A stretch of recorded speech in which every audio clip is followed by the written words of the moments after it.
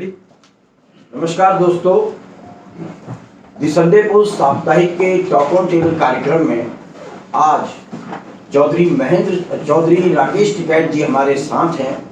यह हमारे लिए बहुत सौभाग्य की बात है। इस कक्ष में बड़े बड़े राजनेता, बड़े बड़े आंदोलनकारियों के साथ हमने वार्ता की है, मगर मुझे लगता है और मैं पूरी शिद्दत के साथ इस बात को कह रहा हूँ, आज हमें सबसे ज़्यादा गर्व की अनुभूति हो रही है, क्योंकि ऐसे दौर में जब तमाम लोकतांत्रिक मूल्य का शरण होते हम देख रहे हैं, हमारे साथ एक ऐसी शख्सियत है जिन्होंने एक बार फिर ये विश्वास दिलाने में सफलता पाई है कि जनता को जागृत किया जा सकता है और सत्ता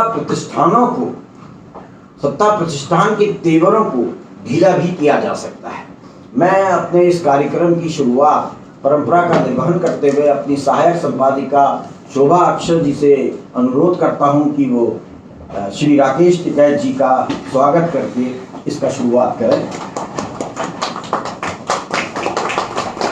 शोभा जी लगातार इस कार्यक्रम की रिपोर्टिंग करती रही हैं किसान आंदोलन की, और आज उन्हीं के श्रम का नतीजा है कि राकेश जी हमारे मध्य में हैं, तो इसलिए भी हमारे साथ दोस्तों आज के इस कार्यक्रम में मौजूद हैं अमर उजाला दैनिक के सलाहकार संपादक और इस देश के वरिष्ठ पत्रकार श्री विनोद अग्निहोत्री जी। मेरे सीधे हाथ की तरफ बैठे हैं दी संडे पोस्ट के कार्यकारी संपादक श्री आदेश भाटी जी। हमारे साथ मौजूद हैं वरिष्ठ पत्रकार और दैनिक जागरण के नोएडा ब्यूरो प्रमुख श्री धर्मेंद्र चंदेल जी, और साथ में हैं हमारे उत्तराखंड से अभी अवतरित हुए रोविंग एसोसिएट एडिटर आकाश नगर, जो मेरे निर्देशों का उल्लंघन करते हुए जैसे ही उन्हें पता चला कि टिकैत साहब हमारे बीच आ रहे हैं, वो मेरे ख्याल से कहीं दूर मुंशियारी क्षेत्र में थे, वहाँ से रात भर चल के यहाँ आए। मैं टिकैत जी का आप सबकी ओर से, हमारे परिवार की ओर से हार्दिक स्वागत करता हूँ। टिकैत जी, किसान आंदोलन और इन 3 कृषि कानूनों में जो वर्तमान सरकार ने संशोधन किए हैं, इसको लेकर विशेषकर मध्यम वर्ग में बड़ी आशंका है। इसे भ्रम फैलाया जा रहा है, कहा जा सकता है, या इसको प्रचारित किया जा रहा है कि तीनों कानून किसानों के पक्ष में। मैं थोड़ा सा समय आप सब मित्रों को इस कानून को संक्षेप में बताने का प्रयास करना चाहूँगा। ये 3 कानून क्या हैं, और उसके बाद हमारा प्रश्न राकेश टिकैत जी के साथ शुरू होंगे। पहला कानून जो वर्तमान सरकार ने, नरेंद्र भाई दामोदर दास मोदी जी की सरकार ने संशोधित किया है, और जिसे संसद में सितंबर 2020 में कोविड काल के दौरान पारित कराया गया, और 27 सितंबर 2020 को महामहिम राज्यपाल जी ने जिसको हस्ताक्षर करके कानून बनाया, उनमें पहला कानून कृषि उपज व्यापार एवं वाणिज्यिक संवर्धन और सरलीकरण कानून है। ये कानून अगर आप ऊपरी तौर पर देखें तो बहुत ही ज्यादा किसानों के पक्ष में लगता है, ऐसा हमारे देश के मध्यम वर्ग का मानना है। बड़ा क्रांतिकारी कानून इसको बताया गया है।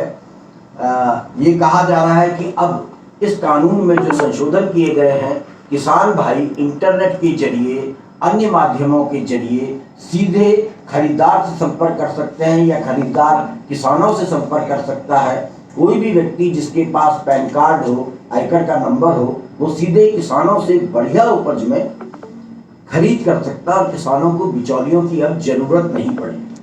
इसका अनुच्छेद, इसका एक पर्टिकुलर अनुच्छेद है 8(1), जो ये कहता है कि कोई भी व्यापारी किसी भी दिशा में जब किसानों के साथ कोई वार्ता करता है, उनकी खरीद लेता है, तो ऐसी स्थिति में यदि कोई विवाद आएगा तो किसानों को तत्काल फायदा पहुंचाने के लिए एसडीएम साहब जो उस इलाके के होंगे, उनके पास किसान जा सकता है। किसान अगर एसडीएम से न्याय नहीं पाता है तो वो कलेक्टर के पास या राजस्व परिषद जा सकता है।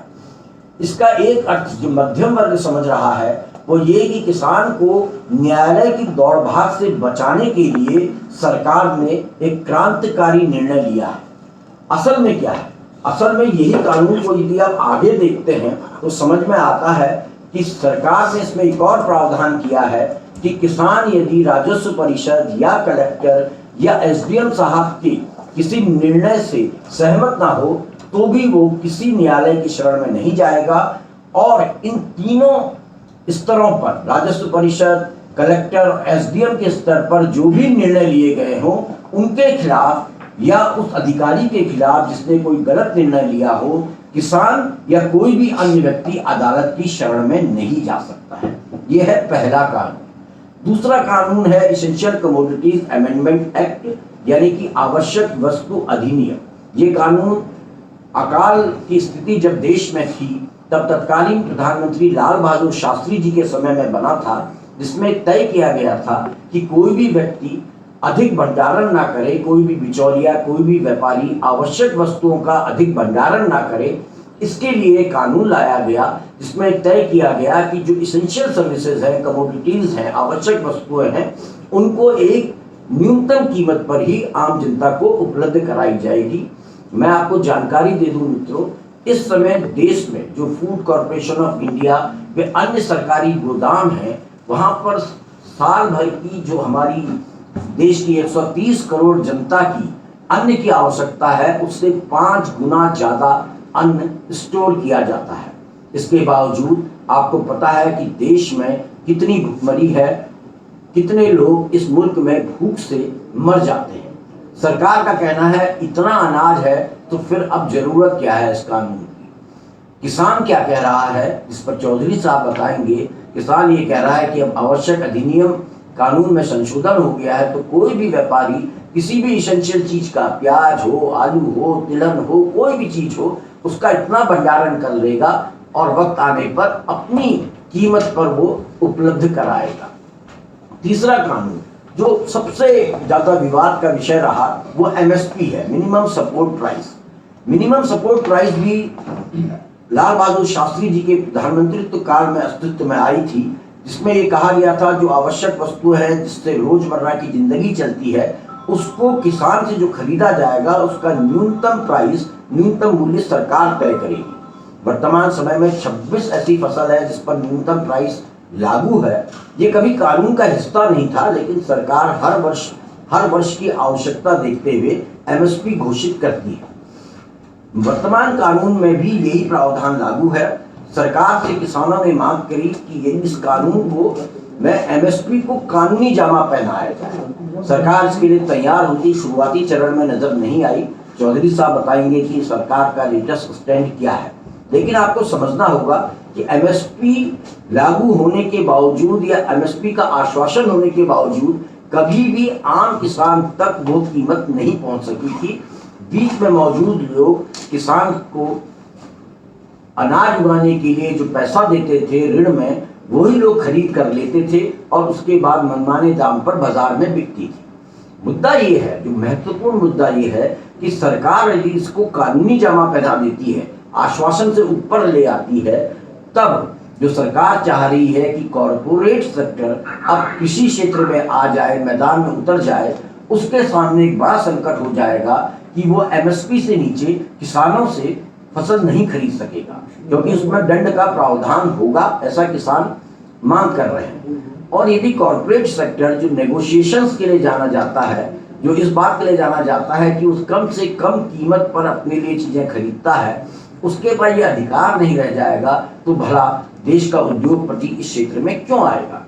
यहाँ पर मैं एक महत्वपूर्ण बात आपको और बता दूं, कांग्रेस के नेता राहुल गांधी बार बार सूट और बूट की सरकार की बात करते हैं और आजकल उन्होंने नया जुमला उछाला है। आजकल जुमलों का दौर है। राहुल जी कहते हैं हम दो और हमारे दो की सरकार। तो हम दो और हमारे दो की सरकार में जिन लोगों को नाम नहीं लेते हैं लेकिन चिन्हित करते हैं, वे हैं अडानी और अंबानी। मैं जब इस बारे में रिसर्च कर रहा था तो मैंने पाया कि 2017 यानी कि इन कानूनों में संशोधन से 3 बरस पहले ही हिंदुस्तान टाइम्स की लीडरशिप समिट जो दिल्ली में आयोजित हुई थी, उसमें बोलते हुए अंबानी समूह के कर्ता धर्ता मुकेश अंबानी जी ने ऐलान कर दिया था कि अब आने वाले समय में हम लोग एग्रीकल्चर में जाने वाले हैं। उन्होंने बड़ी बड़ी घोषणाएं की और आपको आश्चर्य होगा, अंबानी जी के साथ साथ ही अडानी जी ने भी 2017 में ही अपनी वेबसाइट में ये घोषणा कर दी थी कि अब हमारा फोकस एग्रीकल्चर सेक्टर का इंफ्रास्ट्रक्चर होगा, यानी कि वो अन्न भंडारण के केंद्र बनाएंगे, बड़े बड़े केंद्र। और उन्होंने भी घोषणा की कि उनका समूह अब बड़े स्तर पर एग्रीकल्चर फार्मिंग में भी प्रवेश करने जा रहा है। तो प्रथम दृष्टया ऐसा माना जा सकता है कि जो कानून 2020 में संशोधित हुए और बने, उनके पीछे कहीं ना कहीं कॉर्पोरेट सेक्टर को लाभ देने की नीयत वर्तमान सरकार की रही हो। अब हम अपने प्रश्नोत्तर काल की शुरुआत कर रहे हैं और मैं सबसे पहले जो मैंने 3 कानूनों पर आम जनता या मध्यम वर्ग की बात कही, उसमें मैं राकेश टिकैत जी से अनुरोध करना चाहूँगा कि किसान इन तीनों कानूनों के लिए इतने ज़्यादा एग्रेसिव क्यों हुए और क्यों 100 दिन से ज़्यादा समय बीतने पर भी धरने पर बैठे हैं, तमाम प्रतिकूल परिस्थितियां होने के बावजूद। देखो, ये एक ठीक शुरुआत आपने करी और हमारे सभी साथी यहाँ पर बैठे हुए हैं और जिनका आप अपने क्षेत्र में एक बड़ा अनुभव रहा है, प्रेस के लोग हैं आप सभी लोग, और आपने एक ये ठीक चर्चा शुरू करी है। और एक लेटेस्ट इशू आज है कि 100 दिन से ज़्यादा किसानों को हो गए, किसान पूरा देश का किसान इस आंदोलन से जुड़ा हुआ है। और किसान को छोड़कर जो मजदूर हैं, जो दुकानदार हैं, जो स्मॉल इंडस्ट्रीज वाले हैं, वे पूर्ण रूप से इससे जुड़ते जा रहे हैं, छात्र इससे जुड़ते जा रहे हैं, जो बुद्धिजीवी लोग हैं वे इस आंदोलन से जुड़ रहे हैं। ये बिल्कुल ठीक है कि इतनी बड़ी बड़ी कंपनी अगर फूड चेन में आएंगी तो वे होल्डिंग करेंगी, उनका मकसद है व्यापार करना। जैसे ही वे होल्डिंग करेंगी और कीमतें तुरंत वे बढ़ाएंगे, जब फसल आएंगी तो फसल का रेट सस्ता होगा। एमएसपी देश में है नहीं, एमएसपी पे कानून नहीं बना रहे, तो मार्केट से वो सस्ते में अनाज उठाएंगे, होल्ड करेंगे और महंगे पे बेचेंगे। जैसे आलू में आप लगा लो, अभी 1.5 महीना पहले आलू 40 रुपये, 30 और 40 रुपये था, आज वो 6 और 7 रुपये किलो है। इसी तरह का सरसों का आप लगा लो, सरसों अभी 1 महीना पहले सरसों का तेल में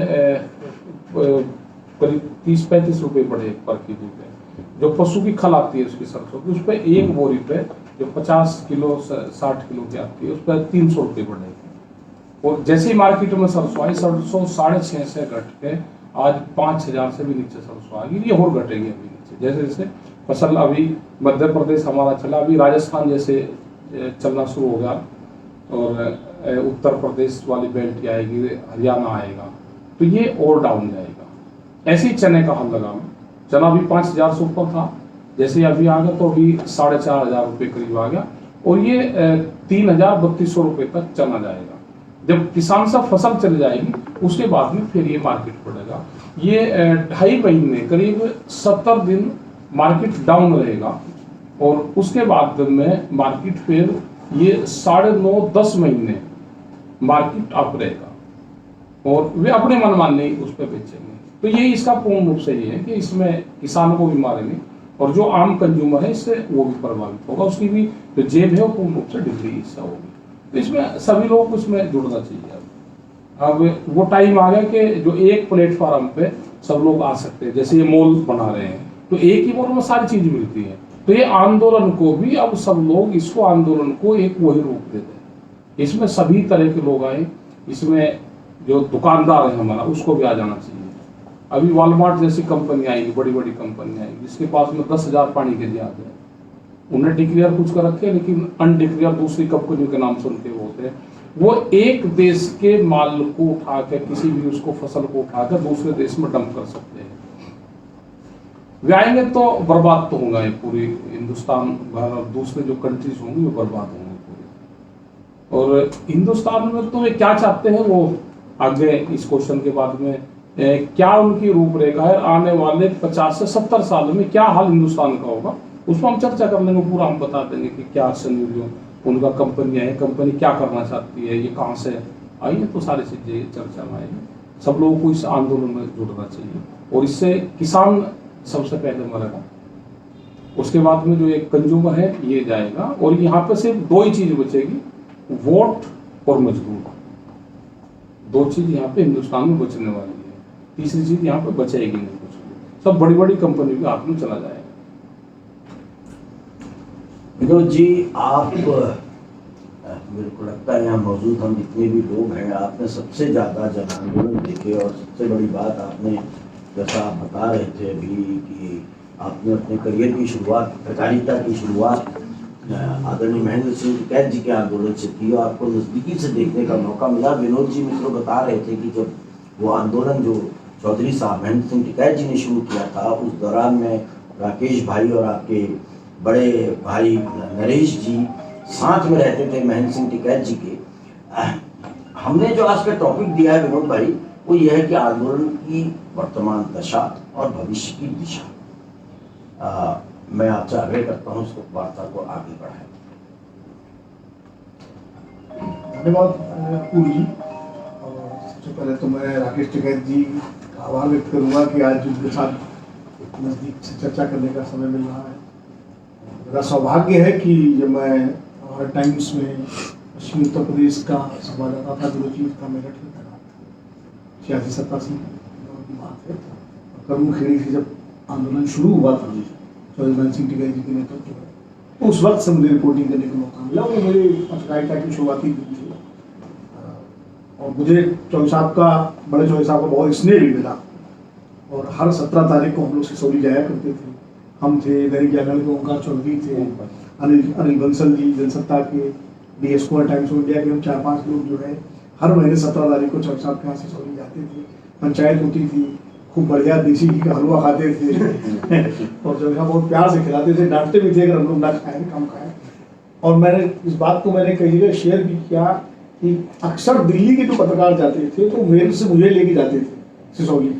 वो चाहे बीबीसी के सतीश जैकब साहब रहे हों, चाहे उस वक्त हिंदुस्तान टाइम्स में बड़े बड़े पत्रकार थे। तो एक बार भारत भूषण जी मेरे पास आए, वो उस वक्त टाइम्स इंडिया में ही थे। तो मुझे मेरठ से मुझे बोले चलो सिसौली चलना है। उसमें 2 कारण थे, तो रास्ते मुझे पता थे, और दूसरा जो भाषा थी, चौधरी साहब क्योंकि बिल्कुल टिकैत जी तो राकेश जी तो थोड़ा बोलते हैं तो समझ में आता है, ये तो थोड़ा अपनी देसी भाषा भी है, कुछ शहरी तो भाषा भी है। चौधरी साहब जो थे वो बिल्कुल अपनी जो गाँव की भाषा थी उसी में बात करते थे। तो शुरू मुझे भी समझ में नहीं आती थी, लेकिन बाद में मैं एक तरह से ट्रांसलेटर बनने लगा।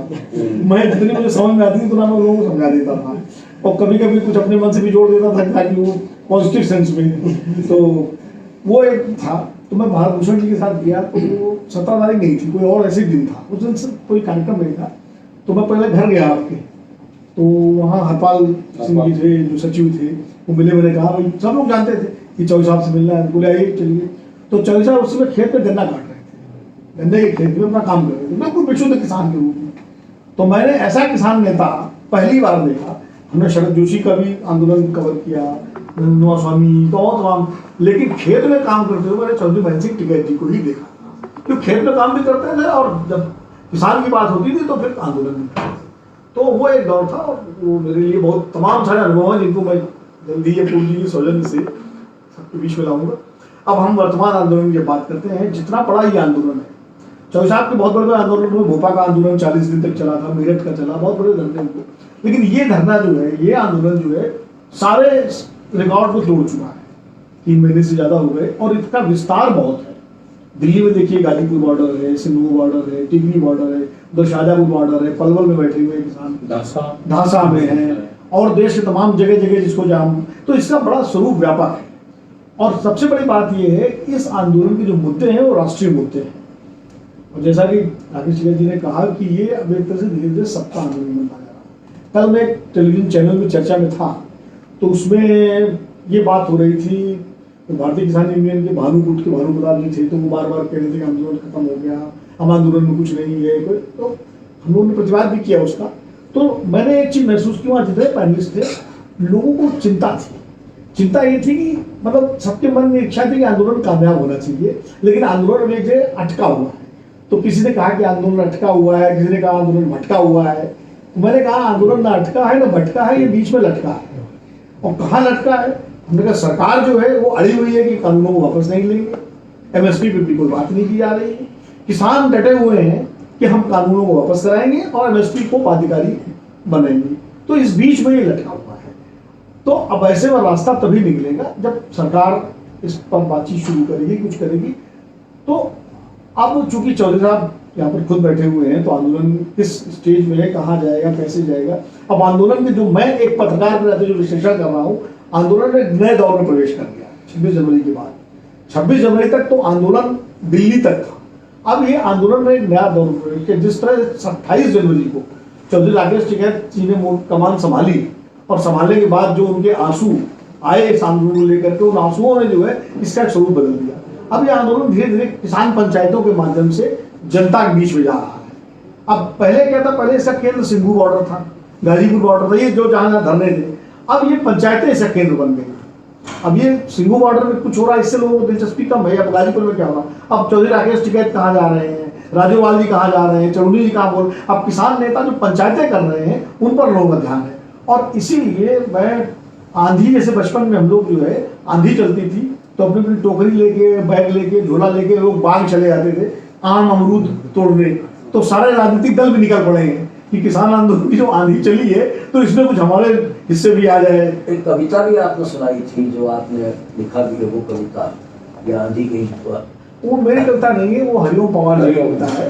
वो कविता उस समय जब चौधरी साहब बैठे थे मेरठ के धरने में, तब वो मंच से पढ़ा करते थे। धीमी धीमी चाली भूचाल न हो जाए, हाथ की कलम में कुदाल न हो जाए, और व्यवसायी शिनाल न हो जाए, ये तिरंगा किसी का रुमाल न हो जाए। तो वो कविता उनकी थी, हरिओम पवार जी की बड़ी कविता है। तो वो बहुत जबरदस्त कविता है। और एक बली सिंह चीमा का जो गीत है, ले मशाले चल रहे हैं लोग मेरे गाँव के, अब अंधेरा जीत लेंगे लोग मेरे गाँव के, तो वो एक तो काव्य की धारा है। तो हम इस आंदोलन की बात करें तो आंदोलन जो है, अब राजनीतिक दलों ने भी पंचायतें करनी शुरू कर दी। अब प्रियंका गांधी जो है वो उत्तर प्रदेश में पंचायतें कर रही हैं, चौधरी जयंत भी पंचायतें कर रहे हैं, अखिलेश यादव ने भी पंचायतें शुरू कर दी।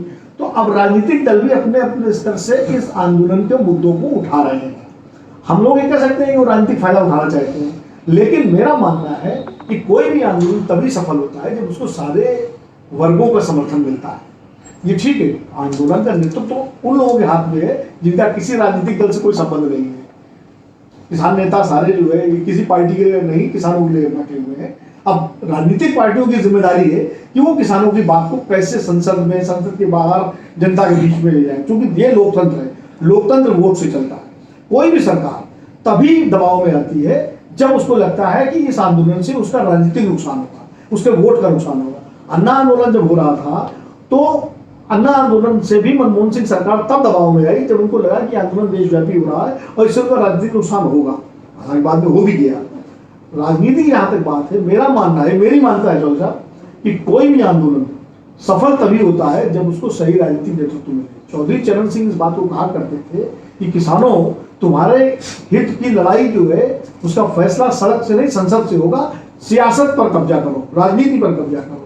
और इसीलिए आप देखिए जितने किसान समर्थक कानून बने वो तब बने जब देश की राजनीति पर किसान समर्थक नेताओं का वर्चस्व था। सर छोटू राम राजस्व मंत्री थे, तब मंडी एक्ट बना अंग्रेजों के जमाने में। भूमि सुधार कब हुए, जब चौधरी चरण सिंह उत्तर प्रदेश में थे। और तो जितने कानून बने तभी बनते हैं।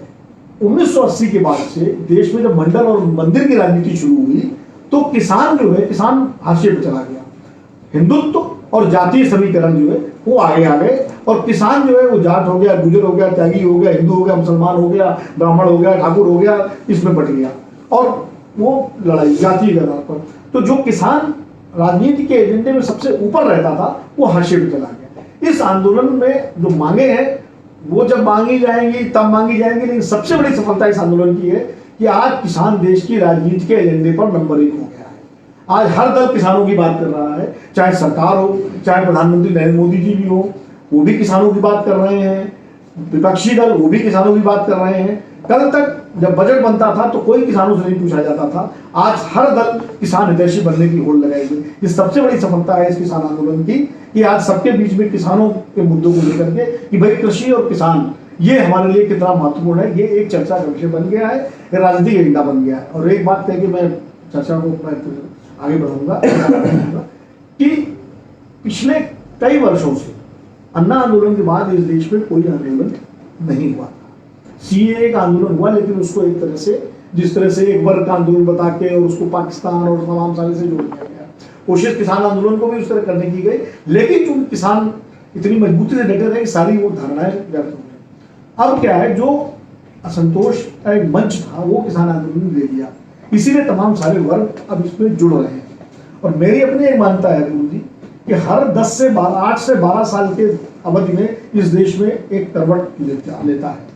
47 में देश आजाद हुआ, 57 में चुनाव हुए, नेहरू कमजोर हुए, 67 में इस देश में सभी सरकारें बनी, तमाम सारे आंदोलन हुए, समाजवादियों के अंग्रेजी हटाओ आंदोलन से लेकर के नक्सलवादी आंदोलन तक। 77 में जनता पार्टी की सरकार आई, 89 में वीपी सिंह का परिवर्तन हुआ, चौधरी देवीलाल ओसम का। उसके बाद 96 में अटल बिहारी वाजपेयी प्राइम मिनिस्टर बने, 2004 में फिर यूपीए आया, 2014 में जो है मोदी जी आए, और 2022 में अब देख लीजिए 20 में जो है ये आंदोलन शुरू हो गया 21 में। तो हर 8 साल 12 साल की कालावधि के बीच में इस देश में कुछ न कुछ आंदोलन सामाजिक होता है। और आंदोलन समाज के लिए, लोकतंत्र के लिए स्वस्थ चीज है। आंदोलन होता है, उससे समाज आगे बढ़ता है, मेरी ये मान्यता है। और बाकी चौधरी राकेश टिकैत और इनके तमाम सारे किसान साथी हैं, वो लोग आंदोलन को आगे ले जा रहे हैं, उस पर विस्तृत से थोड़ा सा बताएं। विनोद जी, आपने बड़ी महत्वपूर्ण बात कही जो हम सब समझ भी रहे हैं इस दौर में, कि किसान भी हिंदू, मुस्लिम, जाट, गुर्जर, पंडित, ठाकुर सब में बढ़ गया। मेरा प्रश्न चौधरी साहब ये है कि 28 तारीख 26 तारीख को 2 प्रश्न हैं आपसे, जिसमें ऐसी आपसे गुजारिश है प्रकाश डालें कि 26 तारीख की जो घटनाएं थी और जिस प्रकार आंदोलन भटकता नजर आया या ऐसा माहौल बना दिया गया विशेषकर बड़े मीडिया द्वारा कि आंदोलन अब अराजक हो गया है, ऐसा क्या हुआ कि डीएम सिंह जी उससे इतने विचलित हो गए कि वो आंदोलन छोड़ गए और यादव जी, अपने योगेंद्र यादव जी भी बड़े व्यथित नजर आए, अगर मैं गलत नहीं हूँ, शाम तक वो बड़े हताश हो गए थे। पहला प्रश्न। दूसरा प्रश्न, क्या आपके आंसुओं ने जो पूरे आंदोलन को थामा और मजबूती दी है, क्या वो आंसू इस विभाजक रेखा को भी धो पाए हैं जो हिंदू मुस्लिम, जो मुजफ्फरनगर दंगों के बाद हिंदू मुस्लिम में बढ़ गया था और तमाम प्रकार की जातियों में किसान बढ़ गया था, क्या वो वापस किसान के रूप में वापस स्थापित हो गया है? देखो, जहां तक पहले उसका सवाल है, 26 तारीख को एक पुरानी कहावत है गांव की कि जो कंपनियां होती है, जो बड़ा व्यापारी होता है या भीख मांगने वाला होता है, उसको किसी देश मूल्य से कोई लगाव नहीं होता। उसका यहाँ काम ठीक नहीं चलेगा तो दूसरे चौराहे पे चला जाएगा, इस मोहल्ले में वो कम भी लगा दूसरी जगह शिफ्ट हो जाएगा। इसी तरह से जो कॉर्पोरेट घराना, जो बड़े व्यापारी हैं, इनको ये काम ठीक नहीं लगा और दूसरा कर लेंगे। इस शहर में उनको काम नहीं चला, शहर बदल देंगे, यहाँ के पैसे मार कर भाग जाएंगे, दूसरे चल जाएंगे, अपनी पहचान छिपा लेंगे। तो इनको ना इससे देश से लगाव है, न इनको झंडे से लगाव है, जिसकी ये तो जिस कंपनी की आज सरकारें हैं, इनको तो तिरंगे से कभी लगाव नहीं रहा। इन्होंने तो जयपुर में हाई कोर्ट पे उन्होंने संघ का झंडा फहरा दिया था, तिरंगे से कहा इनको लगाव है। इन्होंने तो जबलपुर में यही हाल करा, इन्होंने वहां के मुख्यमंत्री ने करा यही हाल। तो इनको तिरंगे की तो बात छोड़ दो कि तिरंगे से इनको कोई लगाव है। जिस लाल किले की ये बात करते हैं, वो लाल किला तो डालिमिया को बेच रखा है इन्होंने। जब उस पे झंडा फहराते हैं तो उस टाइम पे लाल किले को किराए पर लेते हैं, तो लाल किला तो इनका ही नहीं। और अगर वहां झंडा लगा है, तिरंगा झंडा, वहां नेशनल फ्लैग वही लगा रहा जहां पर था, आप उसमें देख सकते हो। उसके बराबर में एक पाइप था, एक धार्मिक ध्वज किसी ने उस पाइप पर लगाया। अगर धार्मिक ध्वज किसी पाइप पे लगाने का जो धाराएं बनती हो देश में, कानून है, संविधान है, देश चलता है कानून और संविधान से, उसकी क्या धाराएं लगती है उसको लगा दो। इस आंदोलन से उस पे पाइप पे एक धार्मिक ध्वज लगाने से क्या मतलब है इस आंदोलन का? उसका इसको क्यों जोड़ते हैं? देश के बड़े मीडिया ने इसको बड़ा प्रचारित किया। देखो, मीडिया तो ये है कि कलम और कैमरे पर तो बंदूक का पैरा है, वो तो उनकी मजबूरी है। मीडिया हाउस चलाना होगा तो जो सरकार कहेगी उसको कहना पड़ेगा। हम उस लाइन पे जाना नहीं चाहते कि हम जाके उसके वो दिन भी दूर नहीं कि मीडिया हाउस पे अगर ये इसी तरह से कुछ मीडिया हाउस बदतमीजी करते रहे तो इनको वेल्डिंग करना पड़ेगा किसी कंपनी की तरह, जैसे दूसरी कंपनी पर हम वेल्डिंग करते हैं। ये फिर देश का एक पहला होगा कि किसानों ने भी कर दिया। अगर हमारे खिलाफ यही प्रचार चलते रहेंगे तो उसकी ढाल में कंस की ढाल, जैसे किसी कृष्ण जी ने कहा था भाई 100 गलती तेरी माफ करेंगे हम, उनको 100 दिन तक हम माफ करेंगे। उनको दिन हो गए हैं 1 महीना उन्होंने ठीक काम करा, उनको दिन हो गए हैं आज 72। जिस दिन 100 दिन पूरे हो जाएंगे उसी दिन उन मीडिया हाउस के खिलाफ हम कार्रवाई करेंगे और उस पर पूर्ण रूप से वेल्डिंग करेंगे। 100 दिन पूरे होते हैं, 100 दिन तक तो हम कुछ नहीं करेंगे। ये ब्रेकिंग न्यूज है। 100 दिन तक जो मीडिया हाउस 100 दिन तक श्री कृष्ण जी के पुजारी हैं, हम उन्हीं के वंशज हैं। 100 गलती तो उनकी माफ करेंगे, 100 दिन माफ करेंगे। लड़के का सर काटा था 100 दिन माफ करेंगे उनको। जो मीडिया हाउस 100 दिन तक खिलाफ चलाएगा उसके खिलाफ हम पूरा वेल्डिंग करेंगे। उनके खिलाफ हाउस नहीं चलाएंगे फिर उनके। भाई वे या तो वे बीच में अपना चलाते रहे, हमारे पक्ष में चलाते रहे, वो फिर सो चला हुआ हमारे खिलाफ, सरकार के खिलाफ। मतलब एक एजेंडा तय कर लिया पूरा का पूरा। मतलब एक अंत होगी किसी चीज की। भाई कोई तो रोक टोकने वाला होगा, कोई तो होगा, या कोई एक तरफा ही ऐसे ही काम चलेगा। और भी मीडिया वाले हैं, वे भी अपनी बात कहते हैं, भाई हमारा भी पक्ष रख लो। मतलब हर रोज का एजेंडा होगा कि ये खत्म हो गया, खत्म हो गया, ये खत्म हो गया। अरे भाई जाकर देख लो ना कितने आदमी चाहिए। जिस दिन तुम्हारे यहाँ पे 100 आदमी बैठ जाएंगे उस दिन कहोगे जी 100 आदमी पहुंच जाते हैं, हमारे यहाँ पे बैठ गए जी। तो ये काम नहीं करना चाहिए। और 3.5 लाख ट्रैक्टर थे उस दिन, 25 लाख आदमी थे दिल्ली में, किसी का एक फूल पत्ता नहीं तोड़ा, शांतिपूर्ण तरीके से चले गए। लेकिन कौन सी एजेंसी से जांच करवावे? हम यूएनओ में जाएं कि एजेंसी में उसको जांच करा, फिर ये कहेंगे कि भारत की एजेंसी पर विश्वास नहीं है। हमको जो रास्ते दिए गए उन रास्तों पर बैरिकेडिंग करेंगे। दिल्ली के रास्ते खुले छोड़े गए कि आप दिल्ली में चले जाओ। जो आदमी अपने शहर का रास्ता नहीं जानता, गांव का आदमी, वो दिल्ली के रास्ते चक्रव्यूह में जानता है, उनको पूरा दिल्ली के रास्ते बताए गए। पार्लियामेंट की तरफ बैरिकेडिंग थी, दिल्ली लाल किले पे कह रहे ये रास्ता खुल रहा है, वहां चले गए। तो वहां क्या करें? वहां तो 4000 आदमी, आप भी जाकर देख लो लाल किले पे, बाहर उसमें पेट में पड़े। क्या करेंगे हम लाल किले पे जाकर? हमारा कोई मकसद था, हम था कि एनजीटी ने ट्रैक्टरों को बंद कर दिया। 10 साल पुराना ट्रैक्टर दिल्ली में नहीं चल रहा था। हमारा था कि दिल्ली में हमारे किसान आएंगे, दिल्ली की सड़क पर ट्रैक्टर चलाकर हम चले जाएंगे। एनजीटी के खिलाफ पूर्ण रूप से ये मूवमेंट था।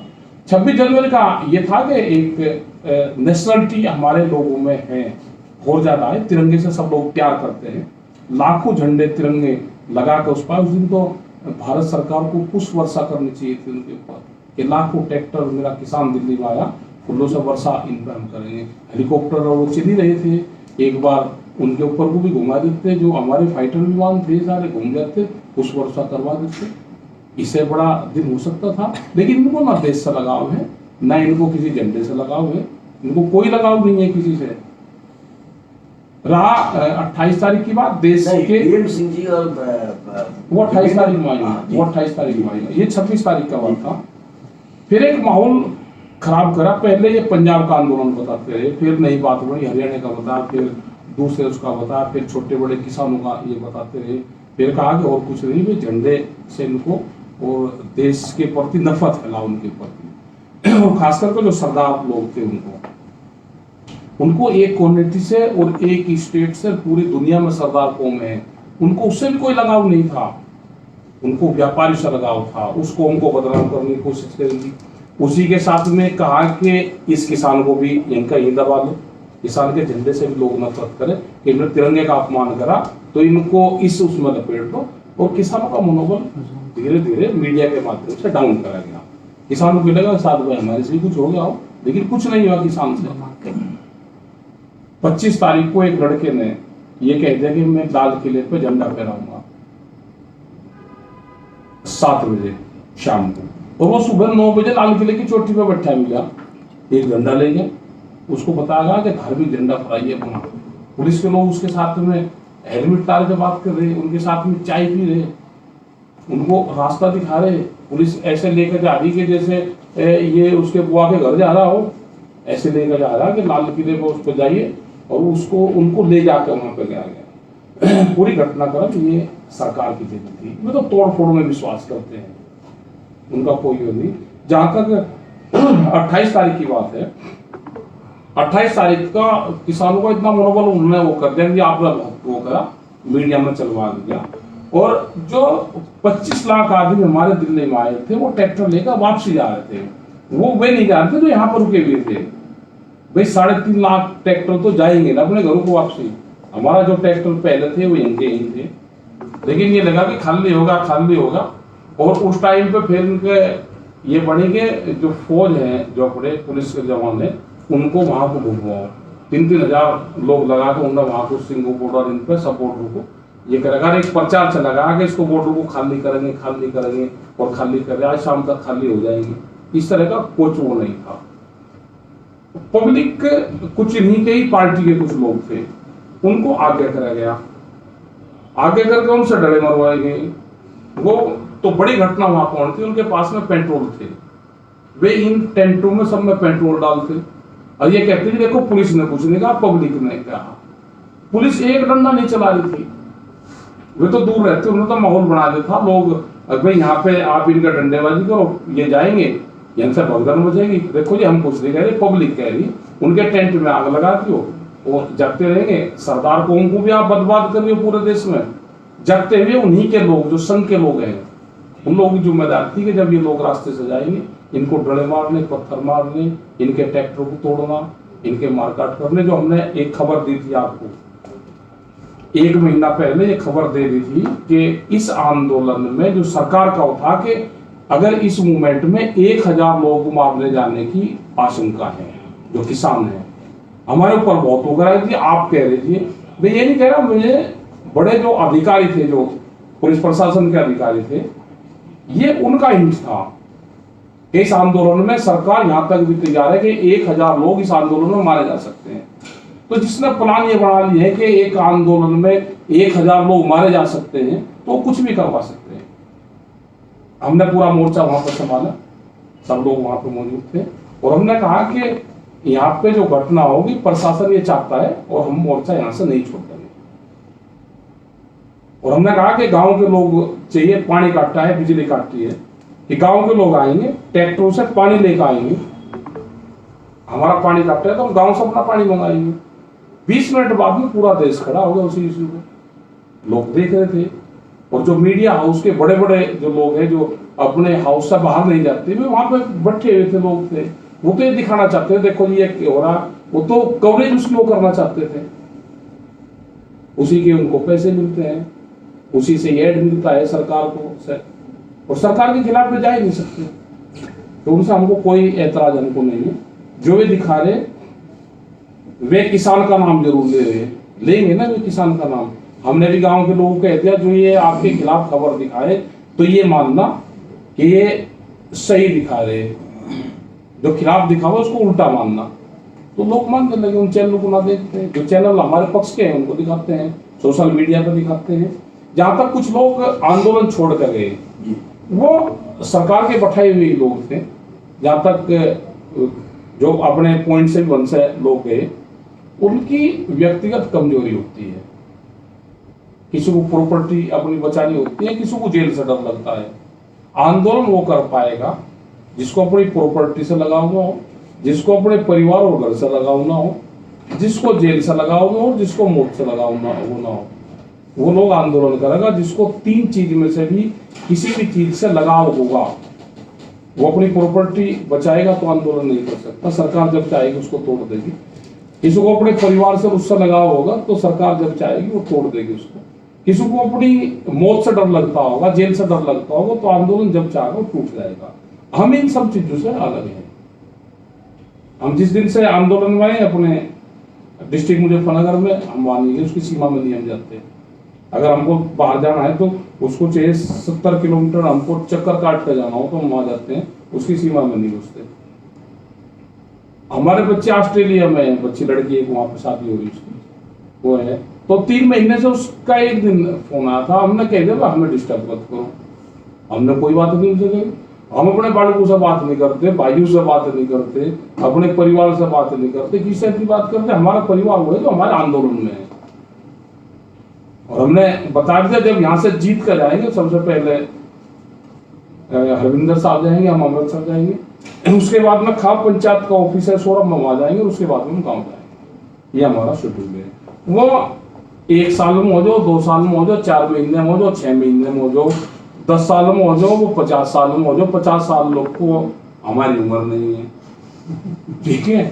अगर यहाँ से ठीक ठाक है तो वहां चल जाएंगे, नहीं जाएंगे तो वे फिर आगे देखेंगे। ये हमारा शेड्यूल है जी। और जिन लोगों को इन चीजों में मान और लालच, इसमें से एक चुनना पड़ेगा। ये हमने बाबा रामदेव को कहा था, स्वामी जी को कहा था हमने, जब वो वहां से युद्ध हार कर आ गए तो हमने कहा था कि युद्ध अब हार गए, अब हारी हो, हार भी मान लेनी चाहिए। उन्होंने मान लिया, हमने इसे सिर से फिर खड़ा करो, फिर लड़ाई लड़ो, हार की बोल क्या दिक्कत है, अब फिर आप जीतोगे, फिर लड़ाई लड़ो। हमने कहा कि सम्मान आपका इतना है कि आप 16 मुख्यमंत्री यहाँ पाए तो आप वो करो, आप लालच छोड़ दो। उन्होंने कहा लालच क्या है, लालच ये फैक्ट्री है आपकी, लालच इनको छोड़ दो। आपके पास में पर ये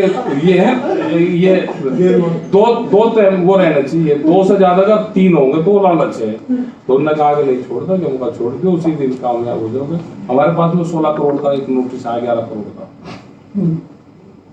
उन्होंने कहा इस कंपनी को आपने इतना नुकसान करा, भाई करा, हाँ वहां तो आंदोलन चला तो हो गया होगा उसको, भाई हमने लिख कर दे दिया कि कोर्ट से वो नोटिस था, अब हम कोर्ट हम जाते नहीं, हमने लिख कर दे दिया कि हमारी चल अचल संपत्ति से इसको 11 करोड़ रुपए इसको दे दिया जाए, जो हमारे पास में प्रॉपर्टी है। और आप उसको एक बार नहीं कर सकते, आप हमको बता देना, आप बेनामे के कागज लिया ना, भाई हम आपके नाम बेनामा कर देंगे उसका, जो मेरे नाम है। अगर आपको नुकसान हुआ है और कोर्ट के ऑर्डर आने से पहले हम ये कर देंगे, हम उसका बेनामा कर देंगे सीधे। आज भी उन कंपनी को अगर नुकसान हुआ है, आप एक बार नहीं सरकार करना चाहती तो कोर्ट से कहता है कि आपको बेनामा करना है, तो हम उसको बेनामा करके आ जाएंगे, साइन करके दे देंगे, तो सारी प्रॉपर्टी हम दे देंगे, अपना 11 करोड़ भी कवर कर लो। लेकिन हमें सिस्टम से नहीं आप छुटवा सकते कि हम आंदोलन छोड़ दे, उसको तो सरकारें भूल जाए, उसको कंपनियां भूल जाए। ये बातचीत से समाधान होगा, और ये बातचीत से ही हम हल चाहते हैं इसका। ना कोई दबाव है, ना हम दबाव मान लेंगे, ना हम किसी भी उसमें झुकेंगे। हमारे परिवार को आप कहीं ले जाओ, उनको कहीं ले जाओ, सारी प्रॉपर्टी ले लो, कुछ प्रॉपर्टी तो सरकार ने अधिग्रहण कर ली, कुछ और कर लो, हमारे भी फंडा छुट्टे से। हम आंदोलन है, आंदोलन ही हम करते रहेंगे, ये हमारा मकसद है। यही प्रॉपर्टी है, एक सवाल हाँ क्योंकि जुड़ा हुआ है ना, इसलिए तो साहब कल मैं एक प्रोग्राम में था, इसमें वो भानु प्रताप सिंह थे, उन्होंने सरकार से मांग की है कि 30 साल, पिछले 30 साल के जितने किसान नेता हैं सबकी संपत्ति की सीबीआई की जांच कराई जाए। तो इस पर आपको क्या कहना है? बिल्कुल जांच होनी चाहिए, जांच में क्या दिक्कत है, जांच हो। तो ये उन्होंने क्यों कहा, मतलब पता नहीं क्यों कहा, भाई जांच होनी चाहिए ना, जांच को क्यों मना करें? काम करने का सबका अधिकार है, हम भी काम करते हैं, जो और परिवार वाले भी काम करते हैं।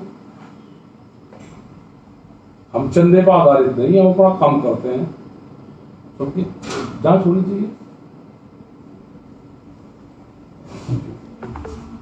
ऐसा मेरा ये सवाल था आपसे कि जब आंदोलन पहले हुए, मेरठ में हुए, दिल्ली में हुए, तो विनोद जी जिसकी गवाएं की जो मिडिल क्लास था, जो आम जनता था, उसको भी लग रहा था कहीं ना कहीं हमारे हित भी उस आंदोलन से जुड़े हुए। इस आंदोलन में धीरे धीरे बढ़ तो रहा है, लेकिन या क्या समझते हैं आप कि मिडिल क्लास, खासकर जो शहर में बैठा लोग है, तो बहुत नजदीक से देख रहा है, लेकिन सीधा सीधा वो जुड़ नहीं पा रहा है। तो क्या वो डर में नहीं आ पा रहा है, ना ही बोल पा रहा है?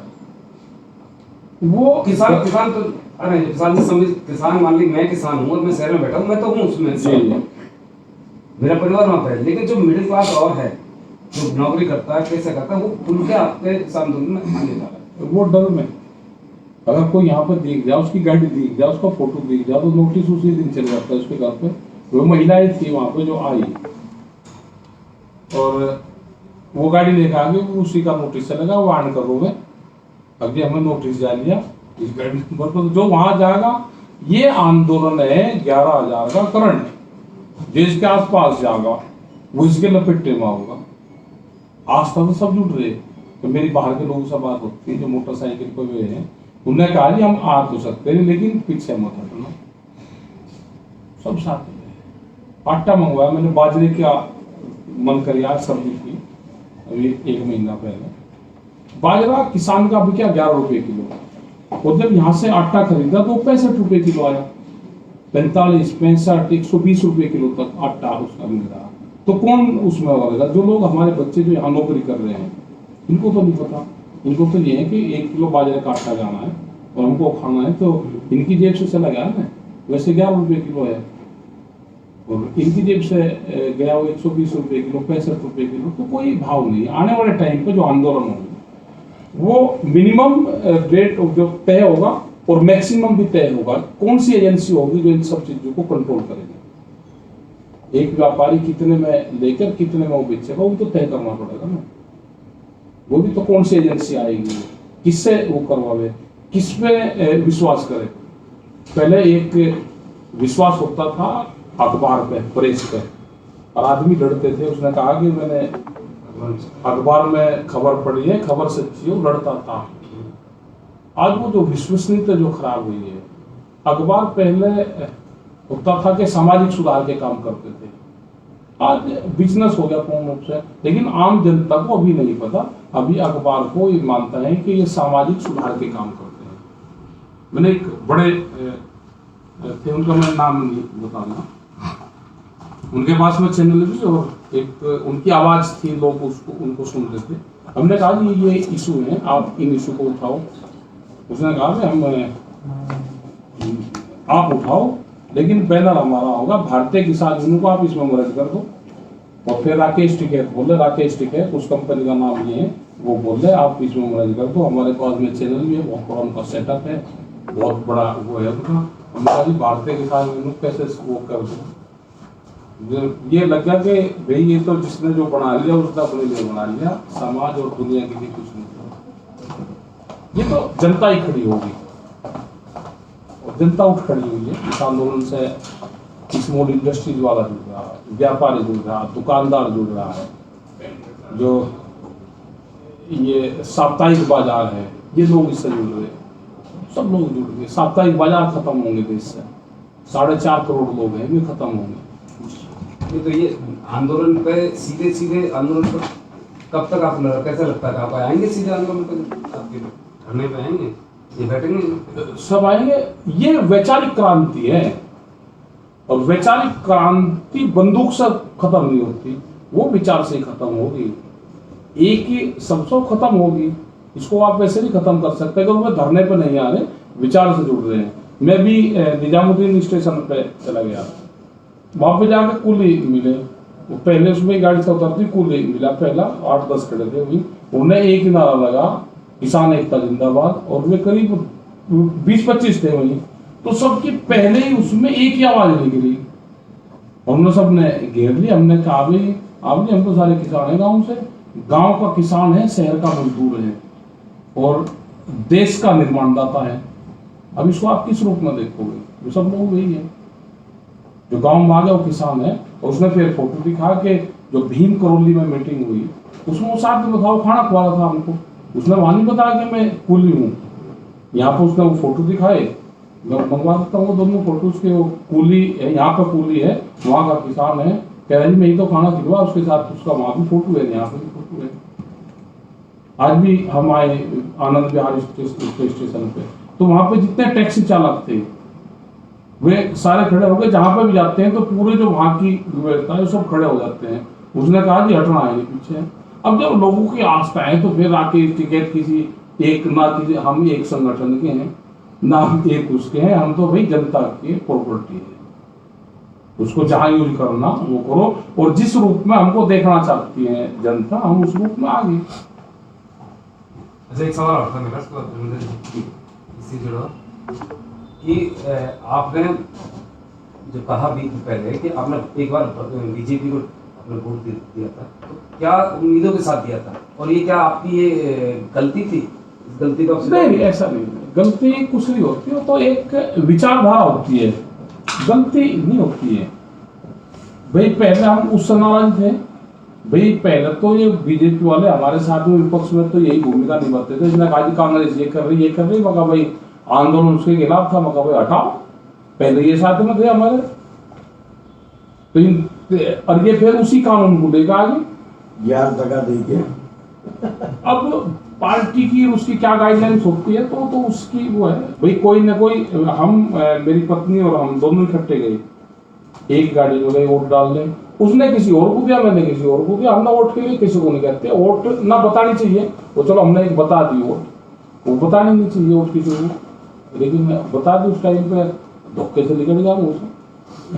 जब साहब एक प्रश्न का उत्तर आपसे रह गया, मैं ये जानना चाह रहा था कि आपके आंसुओं ने जो आंदोलन को मजबूती दी, क्या वो उस विभाजक रेखा को जो हिंदू मुसलमान और तमाम टाइप के किसानों के बीच में बंटवारा हो गया था, वो कितना पट पाया है? वो तो सारा पट रहा है, सारा पट रहा। ये तो मुसलमान इसलिए नहीं बोल रहे कि वो टारगेट पे है, अगला टारगेट उनका सरदार था, और सरदार के साथ ही किसान लपेट दिया था इन्होंने, और देश से फिर आंदोलन खत्म कर दिया था इन्होंने देश से आंदोलनकारी विपक्ष सब कुछ खत्म कर दिया था इन्होंने, उस दिन आंदोलन नहीं हो पाया था। ये था संविधान को फाड़ते हुए देखा हमने उस दिन सरकार के द्वारा, आप कुछ नहीं कर रहे, गुंडे लोगों को लगा के आप जो बुजुर्गवार हैं ये है उसको लाठी चलवा रहे, आप पेट्रोल ले रहे हो वहां पे, आप आगे नहीं करवाना चाहते हो, ये सारी खबरें मिल गई थी हमको। देखिए राकेश जी, मेरे दो सवाल हैं। हाँ जी, एक तो ये जो 28 तारीख को एक नेतृत्व परिवर्तन हुआ किसानों का, जो सरदारों के नेतृत्व में जो धरना प्रदर्शन चल रहा था वो 28 तारीख में आपके नेतृत्व में आ गया, लेकिन कुछ हमको ऐसा लगता है कि जो अन्य किसान नेता, किसान तो आपसे जुड़ा, किसान तो आपके साथ आया, लेकिन जो दूसरे किसान नेता है उन्होंने आंदोलन से दूरी बना ली, जैसे चढ़ूनी नहीं आ रहे हैं बिल्कुल, शिव कुमार कट्टा नहीं आ रहे बिल्कुल, जैसे आपके नेतृत्व में ये आंदोलन आगे बढ़ रहा है। योगेंद्र यादव ने उदासीनता अपना ली है, आप किस रूप में इसको ले रहे हैं? नहीं, ये सब लोग आ रहे हैं, सब लोगों की ड्यूटियां लग रही है बाहर, जोगिंदर यादव भी बाहर की जो मीटिंग कर रहे हैं उसमें सब साथ में है। यहाँ पे अब अगर ये कहते हैं कि सिंगल बॉर्डर पर जो मीटिंग होती है उसमें नहीं लोग जा रहे, उसमें तो हम भी नहीं जा रहे, हमने भी अपने लोग अपॉइंट कर दिए, तो क्यों जाएंगे? क्योंकि एक दिन का मीटिंग का मतलब है कि एक बार की 50,000 1 लाख की मीटिंग छोड़ना, और हमने तो उनको कहते हैं कि जो आप तय करोगे मान लेंगे, सब लोग जा रहे हैं, कोई अलग नहीं है। और आज भी हम कोई लीडर नहीं उसके, हमारे 40 के 40 जो लोग हैं वही उसके लीडर हैं, और इस आंदोलन की जो कमान है गांव के लोग इसको आंदोलन को चलाते हैं।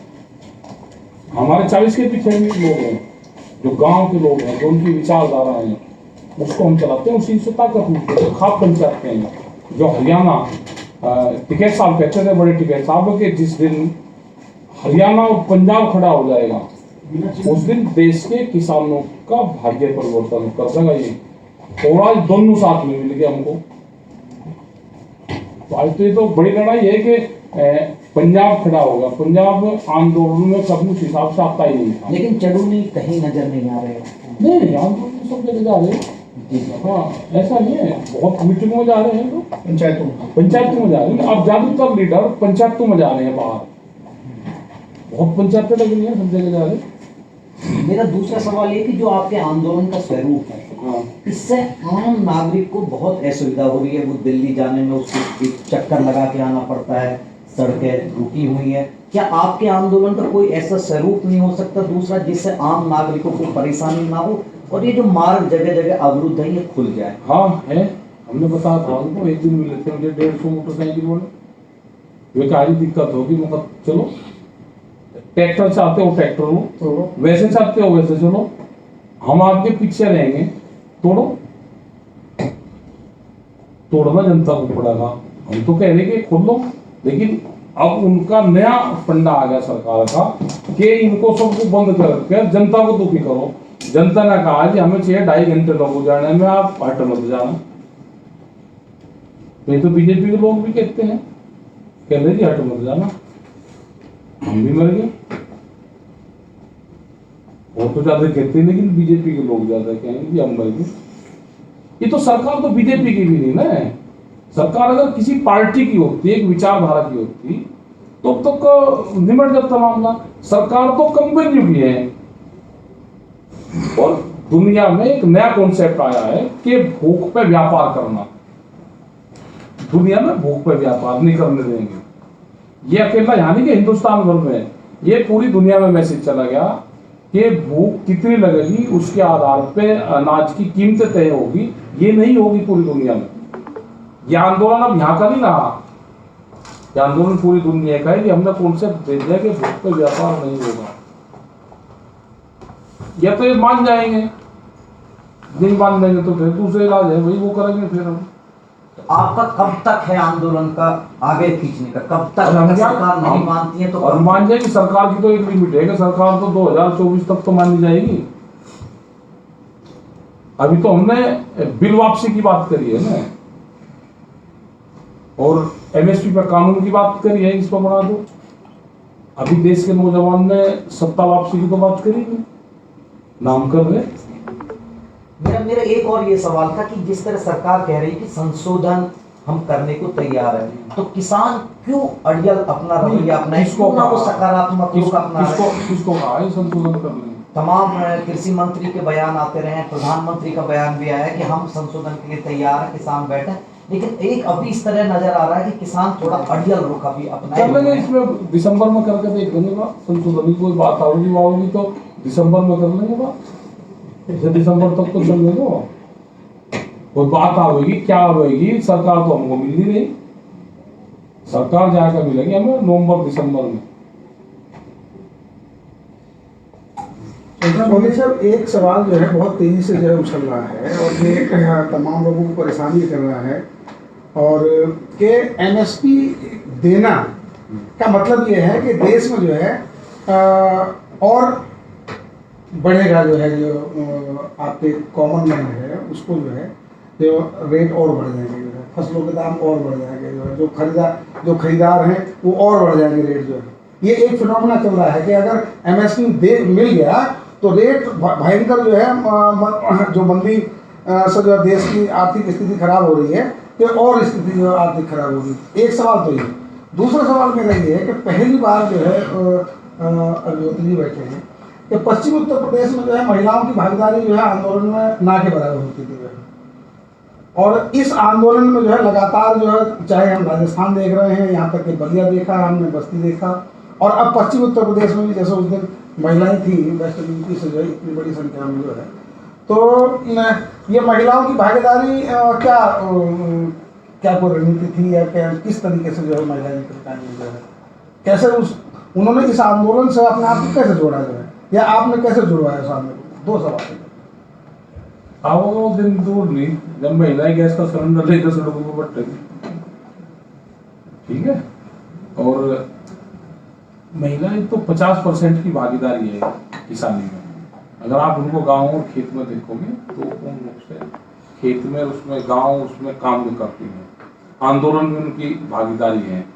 जिस दिन प्रोग्राम होंगे तो फिर आएंगे, प्रोग्राम होते रहते हैं और भी आती रहती है महिलाएं, चाहे पंजाब से हो, हरियाणा से हो, और चाहे वो यहाँ पर हो। और ट्रेन नहीं चल रही, उससे भी बहुत बड़ा स्टॉप इस आंदोलन को लग रहा है। और एमएसपी का जहां तक सवाल है, एमएसपी से आम कंज्यूमर को कोई प्रभाव नहीं पड़ेगा। हमने तो कहा कि मिनिमम और मैक्सिमम रेट तय हो जाए ना। जब एमएसपी मिलेगा तो सबको पता रहेगा कि ये इस रेट में भाई खरीदार में और किस रेट में मुझे बेच रहा है, कितना % प्रॉफिट लेगा। 100% प्रॉफिट ले ले, 100 से ज्यादा तो लेना चाहिए भाई। आपने गेहूं 20 रुपए किलो खरीद लिया, आप 40 में बेच लो उसको, इतना ही तो लोगे आप ऐसा तो नहीं कि उसको 65 और 70 में बेचोगे। बाजरा आपने 11-12 में खरीद रहे, आप 20 रुपए खरीदो, आप 40 को बेचोगे, आप 80-65 उसका तो नहीं बेचोगे। और फिर दूसरी चीजों के रेट कैसे बढ़ रहे उस पर कभी नहीं कहा।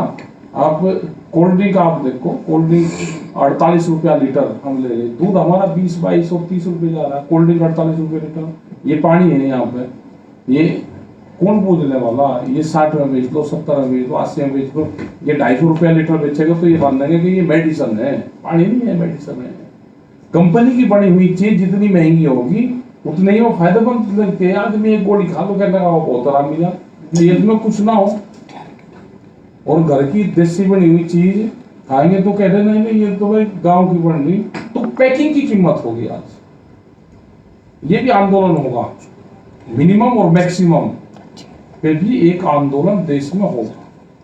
और भाई तो जुड़ रहा खाड़ा अब इसी में, आज वो सब लोग अब तो जुड़ रहा इसी में आना चाहिए सब लोगों को। सर साहब ये जो ये आपकी जो सरकार से आखिरी दौर की बातचीत हुई थी 22 जनवरी को, उसमें सरकार ने कहा था कि हम 1.5 साल के लिए कानूनों को लंबित करने के लिए मुलतवी करने के लिए तैयार है और एसपी पे हम बातचीत कमेटी बना रहे हैं। तो इसमें क्या दिक्कत थी आपको? 1.5 साल के लिए आप सरकार कहते हैं 2 साल कर दीजिए, सरकार 2 साल के लिए मान जाती है, फिर चुनाव का टाइम आ जाता है, तो रास्ता निकल सकता था, तो ऐसा क्यों नहीं किया? और हमें क्या रास्ता निकालना, हमें कहाँ रास्ता निकालना, रास्ता तो सरकार को निकालना, उसे अपने हुनर ढूंढने, उसका सारा काम छूट रहा है, वो बाहर निकल जाएगी। हमें तो अपने खेत में जाना, आंदोलन में जाना, रास्ते तो सरकार निकाल रहे, हमें तो कोई दिक्कत है नहीं।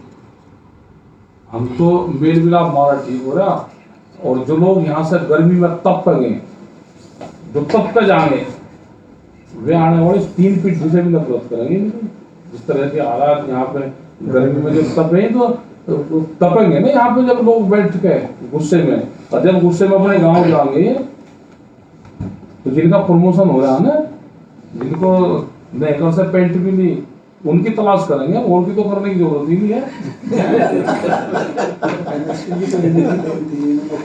भाई प्रधानमंत्री थे जब ये मुख्यमंत्री थे, उस बोर्ड के चेयरमैन थे 2011 में, और उसमें इन्होंने कहा था वो आप रिपोर्ट निकलवा लो, वो निकलवाओ ना। उन्होंने कहा था कि एमएसपी मिलनी चाहिए, इस पर कानून बनना चाहिए। आज इनके हाथ में सत्ता आएगी तो आज ये समूह कर रहे हैं। ये है कि व्यापारी के गोदाम पहला देश में बन गए, उनको कैसे पता था कि आप गोदाम बना लो, जमीन खरीद लो और कानून आ जाएगा और अगली फसल ही बेच इसमें रख लेना। और अब तो नई मंडी खुल गई, अब तो कोई दिक्कत रही नहीं किसानों को। अब आ जा गेहूं बाजार में, नई मंडी खुल गई, पार्लियामेंट में मंडी खुल गई। प्रधानमंत्री ने कह रहा था कि अपना माल कहीं पर भी ले जाकर देश में किसी भी कोने पे मंडी के बाहर बेच सकते हैं। तो हम तो वहां बेचेंगे ना जहां ये कानून बने, अंदर वहां कानून बनाने वाले बैठे व्यापारी, और बाहर उसके माल बिकेगा, उस रेट से कम पे बिकेगा, तो उनके वहीं आने का बता देना। हम तो पार्लियामेंट के गेट पे बेचेंगे, हम तो बता रखा है वहां बिकेगा माल, एमएसपी में बिकेगा, गारंटी। जाएंगे वहां पे बेचने। कब बेचोगे वहाँ? बेचेंगे। तो यहाँ पे कुछ नहीं, मैं नागर साहब, टिकैत जी, जहाँ आपका आंदोलन चल रहा है गाजीपुर बॉर्डर पर, वहाँ से महज 10 किलोमीटर दूर पर बम्हेटा गाँव है। सिर्फ अभी करीब 15 दिन पहले लाठीचार्ज होता है किसानों पर, और आदित्य वर्ल्ड सिटी है वो जबरन जमीन कब्जा कर लेती है, उनके फसल मतलब जो वो देते हैं मतलब बुलडोजर से तहस नहस कर देते हैं। 29 लोगों को जेल भेज दिया जाता है। वहाँ कोई पूनम पंडित थी वो जाती है, भाषणबाजी होती है सब, लेकिन वहाँ के लोग, क्योंकि मैं पास में ही हूँ, जुड़ा हूँ उन लोगों से, उनका ये रोष आपको लेकर था कि टिकैत साहब हमारे धरने में नहीं है, हमारे हमको सहयोग नहीं तो हम इस मामले में जीत जाते हैं। आदित्य वर्ल्ड सिटी ये बम्हेटा लाल के पास। नहीं हमें कोई बताता तो हम तो चल जाते, बताता कोई, हम यहाँ थे नहीं थे, क्या मामला था, हमें तो आज तक भी नहीं बताया किसी ने। उनका क्या मामला है, वे आवे बतावे कहाँ का क्या इशू है। हमारा तो किसानों का ही तो इशू है, और क्या है हमारा, वे आन के बतावे क्या है, हमें तो नहीं बताया किसी ने। हम यहाँ थे नहीं थे, हम एक दिन यहाँ रहते हैं, 3 दिन बाहर रहते हैं, तो कौन से दिन की ये घटना है हमें जानकारी नहीं। हाँ नहीं हमें नहीं जानकारी, ना बताया किसी ने, उनके लोग आने चाहिए थे यहाँ पे। बताओ। दूसरा सवाल मेरा वेब सिटी से। हाँ यहाँ पॉलिटी चड्डा की वेब सिटी बनी हाँ। है, आप जानते होंगे। हाँ, हाँ। क्योंकि मेरा गांव भी उसमें शामिल है और आसपास के 18 गांव के किसान जो जमीन दे दी गई, वहाँ क्या हुआ कि उन किसानों को चेक दिए गए। जब उनकी जमीन ली गई तो वो चेक दिए गए, और किसानों को ये भी पता नहीं था वो चेक उन्होंने अपने बैंकों में जमा कर दिए, जहाँ भी उनके खाते में पैसा जमा हो गया। उसके बाद क्या हो कि आयकर विभाग ने बाकायदा उनको नोटिस भेजे और हर गांव में करीब कई के हजार नोटिस आयकर विभाग के हैं और वो सेटिंग हो रही है बाकायदा आयकर विभाग से। आयकर विभाग से डरे हुए लोग, जबकि उनकी कोई गलती नहीं है। चेक वेब सिटी के थे, पैसा उनकी जमीन का था और उन्होंने बैंक में जमा किया था, सिर्फ इतना कसूर। अरे मुझे भेज दो तो कहाँ है इनका ये आयकर विभाग का ऑफिस, बता दो कहाँ है, दो चीज बता दो बताओ। और आपकी ये जमीनों को नहीं नहीं आप बताओ, कोई चीज है, आज हम हैं यहाँ पे या 16 तारीख में रहेंगे, आप उनको मिलवा दो। दो चीज बता दो, आयकर ऑफिस उसका ऑफिस और उन 5 किसानों से मिलवा दो, हमको क्या इशू है उनके तो। दूसरा टिकैत जी, ये जो वेब सिटी ने क्या किया कि जो जमीन जैसे ली, किसी की जैसे 10 बीघा जमीन, उसमें से 8 बीघा जमीन ली, 2 बीघे जमीन किसान ने अपने लिए छोड़ी, आबादी वगैरह के लिए ली, मतलब कि हमारी आबादी है। उन्होंने क्या किया है, जबरन प्रशासन से अपना साठगांठ करके और सारी जो जमीन थी उनकी जबरन कब्जा कर लिया, उनकी नाली चक्रोड़ भी तोड़ दी गई है और किसान अपनी जो 2 बीघे 4 बीघे जमीन बच रही थी, ना तो उसमें फसल पैदा कर पा रहा है, ना उस पर आबादी बना पा रहा है, ना कुछ कर पा रहा है। तो आपकी जमीन का भी यही मामला मेरी है? खुद मैं भी बोलूँगा, मेरी जमीन को भी ऐसे ही उन्होंने जबरन कब्जा लिया। हालांकि मैं कोशिश कर रहा हूँ उसको छुड़ाने की, अब उस पर फसल भी बो रहा हूँ, लेकिन जो मेरे लिए चक्रोड़ थी, मेरे लिए नाली थी, जो मेरी ही खेती से काट के बनाई जाती थी, 10-5% में जो नाली और चक्रोड़ बनती है, वो तहस नहस कर दी। और पूरे क्षेत्र में 18 गाँव में यहीं पास में दिया और 18 गाँव के लोग क्या कर रहे फिर भाई? बस वो प्रशासन से डरे हुए, क्योंकि अभी प्रशासन- खुद मेरे गांव के लोग 86 दिन जेल में रह पाए, सैकड़ों। नहीं हमें कोई बताता क्यों नहीं है चीजें, हाँ। हम यहाँ बैठे हुए हैं, यहाँ का किसान अगर जेल में चला जाए तो बताओ भाई, एक दिन आ जाओ आप, 16 तारीख में आ जाओ। 16 तारीख में हम जबलपुर से ट्रेन में आएंगे, आप किस टाइम ट्रेन है वो पता कर लेंगे और आप 16 तारीख में बता दो, 1 घंटा हम आपके साथ ही बैठ लेंगे, फिर लड़ाई लड़ेंगे। हाँ हाँ भाई, यहाँ के मतलब 18 गाँव के लोग इस तरह से हैं, आप बताओ क्या क्या चीजें देखो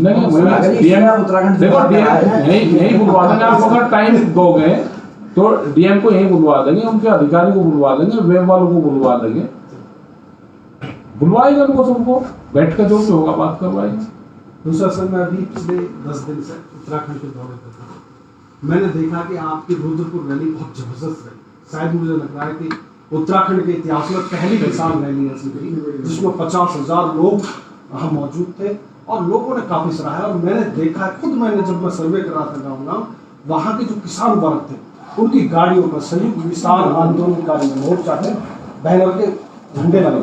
हाँ, और वहाँ बहुत ही अच्छा आंदोलन चल रहा है कि वो लोग मान भी रहे हैं कि आप उनके लिए लड़ाई लड़ रहे हैं। लेकिन जैसे मैं पहाड़ पर चढ़ता हूँ, उत्तराखंड के पहाड़ पर, वहाँ जस्ट उल्टा मिलता है, वो लोग आपसे खपा इसलिए है क्योंकि पहाड़ की जो खेती है वो बर्बाद हो चुकी है।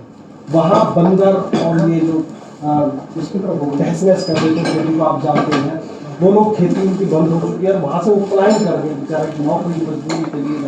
हाँ, तो ऐसे में उन लोगों का यह कहना है कि अगर टिकैत साहब हमारे भी इस मुद्दे को शामिल कर रहे हैं कि हमारी खेती बाहर हो, जो बंजर जमीन पहाड़ पर होने लिए वहाँ पर हरी भरी पहाड़ पैच हो जाए, और टिकैत साहब प्लेन्स की तरफ ध्यान दे रहे हैं, ट्राई की तरफ, लेकिन पहाड़ की तरफ जो है बिल्कुल नहीं। मतलब ये मेरा कहना है कि जनता की आवाज़ थी, मेरा सर्वे था। आपने अगर वहाँ की स्पीच सुनी हो, उधर वहाँ की सुनी हो तो ठीक है, नहीं सुनी हो तो मैं बता देता हूँ। मैं नहीं सुना, वहाँ पे 5 हम पिछले 7 साल से वहाँ पे लगे हुए हैं, और पहले लगे जब नारायण तिवारी मुख्यमंत्री थे, उस टाइम पे भी हमने उनको कहा था कि पहाड़ को, उत्तराखंड को आप ऑर्गेनिक स्टेट घोषित करो। उस टाइम पे सरकार ने नहीं ध्यान दिया, फिर हरीश रावत मुख्यमंत्री बने, उनको हमने 5 एजेंडे वहाँ पे दिए और उनसे करीब 4-5 बार उनसे मीटिंग हुई। जो ये मुख्यमंत्री थे त्रिवेंद्र, इनसे 2 बार हमारी मीटिंग हुई और वही उन्हीं इशू पे इनसे फिर बातचीत हुई और उन्होंने 2 इशू पर काम करना शुरू करा त्रिवेंद्र ने उत्तराखंड पे। पहला इशू है कि विलेज टूरिज्म पॉलिसी ये देश में लागू हो और हिल स्टेट में सबसे ज्यादा इसको लागू हो, और वो पॉलिसी है हिमाचल की पॉलिसी। तो वहाँ पर अधिकारी गए हमारे उत्तराखंड के, और भी वहाँ से सर्वे करके जाए कि हम टूरिज्म पॉलिसी को कैसे बढ़ा सकते हैं। उसमें उत्तर प्रदेश में और हर स्टेट में उस पर काम होना चाहिए। और टूरिज्म पे हम अगर काम करेंगे तो उसका सीधा बेनिफिट गांव के किसानों को होगा, गांव के लोगों को होगा। उस पर वे काम शुरू करा है उन्होंने अभी। दूसरा है हिल अलाउंस। जैसे हम नौकरी में अगर हमारी पोस्टिंग बाहर हो जाती है हिल पे तो उसको हिल अलाउंस मिलता है। ये चाइना की पॉलिसी है, आपको जो भी लोग पहाड़ पर रह रहे हैं उनको हिल अलाउंस आप दें। वे नौकरी वाले नहीं है, बिना नौकरी कैसा भी हो उनको आप हिल अलाउंस दो, वहां पे पहाड़ पर रहने का पैसा आप उनको दो। तीसरा है ट्रांसपोर्ट सब्सिडी। जैसे हमने शुगर फैक्ट्रियों को चीनी बंदरगाह तक ले जाने के लिए हमने ट्रांसपोर्ट सब्सिडी सरकार ने दी, ऐसे ही हिल पॉलिसी में आप उनको ट्रांसपोर्ट सब्सिडी आम किसान को दो, जो किसान खेत से और मंडी तक की व्यवस्था सरकार करवाए। और एक और है कि जो इंटरनेशनल हमारा बॉर्डर है उस पे SC ST कैटेगरी में हमको आरक्षण देना चाहिए। जैसे पहाड़ पे जोमसार बावरे विकास नगर उसमें वो कैटेगरी शामिल है। तो ये अगर हम देंगे वहाँ पे चकबंदी और जो जंगली जानवर है उनको उस पर सरकार वहाँ पे काम करे। इन पर अगर काम करेगी तो हमारा जो पहाड़ का किसान है, जो पहाड़ पर लोग हैं, जो पलान हो रहे हैं पलान रुक जाए। इन पॉलिसी पे वो काम कर रहे हैं। वहाँ पे चकबंदी, नालीबंदी और जो किसान अपने खेत छोड़ के इधर इस साइड में आ गए, प्लेन एरिया इधर आ गए, उस पर काम शुरू करवाना चाहिए उसको दोबारा। जब ये चीजें हो जाएंगी तो लोग वापसी लौट जाएंगे। वहाँ पे इस तरह की इंडस्ट्रीज वहाँ पे लगे, एजुकेशन वहाँ पे सेंटर बने। जैसे मसूरी में है, देहरादून में एजुकेशन सब है, जो नॉन पोल्यूशन इंडस्ट्रीज है, तो वहाँ पे इस तरह की इंडस्ट्रीज वहाँ पे लगा हुए आप एजुकेशन हब वहाँ पे बना सकते हैं। उससे बढ़िया और ऑर्गेनिक वहाँ पे फूड हमारा है, तो उससे हम बहुत पहाड़ से जो जड़ी बूटी है, जल है, उसको हमको लगाना चाहिए। उससे हमको बहुत आमदनी हो सकती है, लेकिन सरकारों को उस पर ध्यान देना पड़ेगा। जो हिल पॉलिसी बनेगी ये सारी चीजें उसमें आएगी। और पहाड़ पर हम सबसे ज्यादा बोलते हैं पहाड़ के उसमें मतलब वहाँ पे भी ये 5 चीजें वहाँ पे बताई थी। और 6 बार में मुख्यमंत्री से 6-7 बार हरीश रावत से मिले और 2 बार पहले वाले मुख्य से मिले हम। मतलब उत्तराखंड के भाग में रावत ही लिखे हुए हैं, धन सिंह रावत। तो ये मुख्यमंत्री होंगे तो इनसे भी हम बात करेंगे इन पॉलिसी पे। इससे होगा तो उत्तराखंड का उदय हो जाएगा। विनोद जी, इसमें बड़ी महत्वपूर्ण बात हम तो लाइव करते रहते हैं। विनोद चौधरी साहब, जनता कितना जुड़ी है नजर आ रहा है कि 1500 से ऊपर लाइव देख रहे हैं आपको, और प्रश्नों की बाढ़ लगी। आप ठीक है, 3-4 प्रश्न शोभा जी ने निकाल के दिए हैं। तो एक प्रश्न जो बहुत रोचक है, ये नाम तो नहीं आ रहा है कि कहाँ से है, मगर ये सर्वेश ताई है कोई, शायद महाराष्ट्र है। उन्होंने एक प्रश्न पूछा है कि इस आंदोलन में राकेश टिकैत जी की पत्नी साथ है या नहीं? पूरा ही परिवार साथ है। मैं घर तो जाता नहीं, अकेले में कभी मिलता नहीं, मैं एक दिन आ नहीं, क्या पता कि उनका क्या क्वेश्चन हो सके। तो दो लोग बैठे थे मेरे साथ में, तो वे कह रहे कि आप बात कर लो, वो घर की बात करते होंगे, आंदोलन में आई थी। मगर ना आप साथ विटनेस बैठोगे और इनको क्या कहना इनके सामने बताओ, क्योंकि मैं आंदोलन में हूँ। तो आंदोलन में अकेले में बात सुनने भी गुनाह है, तो सब साथ में ही है। ताई के प्रश्न का जवाब निश्चित तौर पर ताई आपको मिल गया होगा। एक चंद्रभान राणा जी ने पूछा है कि कृषि मंत्री तोमर साहब के क्षेत्र, कृषि मंत्री जी के संसदीय क्षेत्र में हमें MSP की गारंटी नहीं मिल रही है, क्या इस पर गारंटी कानून नहीं होना चाहिए? नहीं, गारंटी होना चाहिए। हम तो गए थे उनके क्षेत्र में, सीहोर में, तो वहाँ पे गए थे और पूरे देश में नहीं मिले तो MSP उसकी मंत्री जी का उसका वो क्या करेंगे, अगर जहाँ प्रधानमंत्री जहाँ से चुनाव लड़ रहे हैं वहाँ पे भी नहीं मिल रही। जो भी लागू होगा तो पूरे देश में लागू होगा। अनिल कुमार जी का प्रश्न है कि टिकैत जी बताएं, किसान की आय दुगनी करने का क्या तरीका है? नहीं, मैं तो भारत सरकार से पूछा, वे कह रहे कि हम 2022 में आमदनी दोगुनी कर देंगे, और अभी भी आमदनी हमने दोगुनी कर दी। हमने बताया भी खेती में घाटा हो रहा है, जो लागत आ रही उसको ज़्यादा आ रही, और जो हम उसको बेचते हैं फसलों को वो कम रेट में बिक रही, और आमदनी दुगनी होगी, तो उससे जो मैथ का जो टीचर है उससे हमको भी मिलवा दो, उससे हम भी मिल जाए। देखो फार्मूला जो हमारे पास में है, जो हमारा फार्मूला है, आम जनता को इंडस्ट्रीज की बड़ी हुई चीजों का बहिष्कार करना पड़ेगा।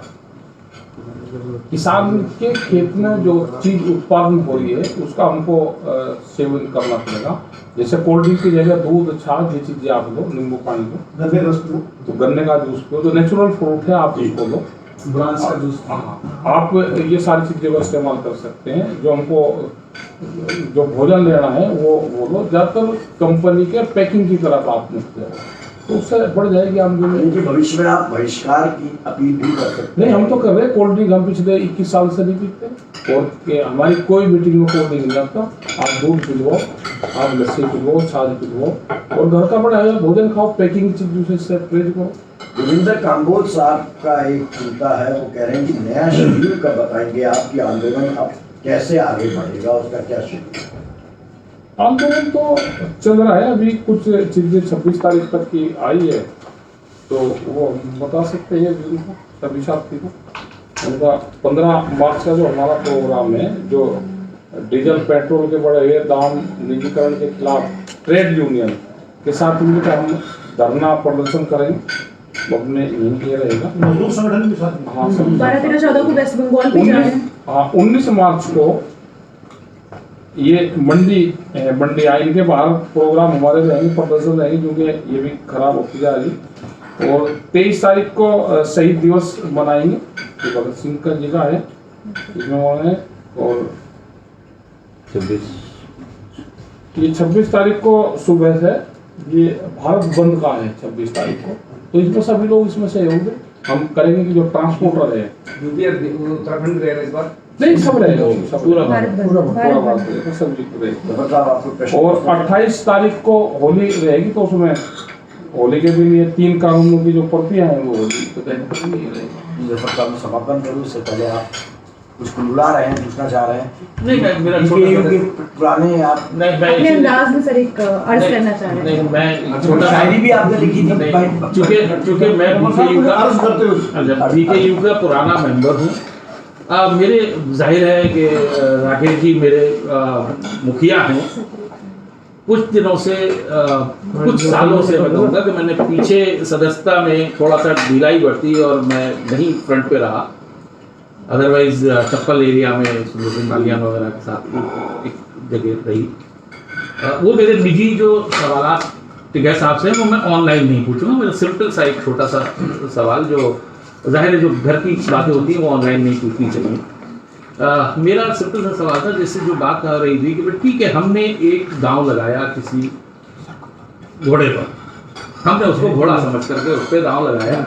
2014 में हमने दांव लगा करके हम आगे बढ़े। 2019 में जानते हुए भी कि ये घोड़ा नहीं है, हम उसके ऊपर दांव लगाने में कहीं चूक हुई और आज हम उस जगह पर बैठे हैं। तो मेरा सिर्फ एक छोटा सा वो है जो सवाल अपूर जी ने किया था, क्या टिकैत जी के आंसुओं से जो किसान, जो कि अगर किसान जाति कही जाए तो इस देश में बहुसंख्यक जाति है, उसमें ये निकाल दीजिए कि साहब कौन जाट है कौन ठाकुर है, किसान वर्ग जो है वो बहुसंख्यक है। तो क्या वो बहुसंख्यक दोबारा इकट्ठा हुआ है या इकट्ठा करने में आप कितने सक्षम हुए हैं, ये मेरा एक सवाल आपसे छोटा सा है। और इसके साथ ही वो एक शेर के साथ, जैसे विनोद भाई भी कह रहे थे,